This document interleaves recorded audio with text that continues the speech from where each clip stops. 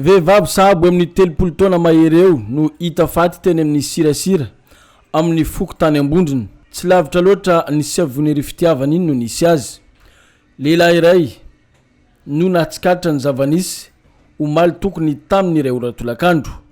Rehefa iny izy andeha akadrakaka iny. Tokony tamin'iraty zany ngadadaka tanaty tao de tezana hitanazy.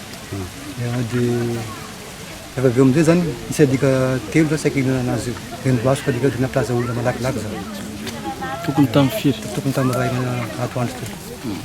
Raha ny fahitana ny razana dia efa elaela ihany ndosy ny fahafatesana ity reny mpianakaviana ity. Efa simba tanteraka mantsy ny nofo mangatsikana. Ny lehibe ny Fokotany Ambondrona no ny antso ny avy eo anivo ny BMS sy ny avy eo anivo ny mpamonjy voniny. Rehefa natao ny fizahana ny razana dia tsy misy ny ratra teo aminy hoy ny avy eo anivo ny BMS. Ny fiaran'ny TVSFB zay nitary ny Abdalla Rosalimo no naka ny razana ary nanatitra zany teny amin'ny tranopaty eny amin'ny hôpitaly be Androvo omaly tolakandro. Tokony tamin'ny 3 ora tolakandro teo ny antsanaka chef secteur hoe misy razana aty anaty Alamangorova aty tsara rivotra aty.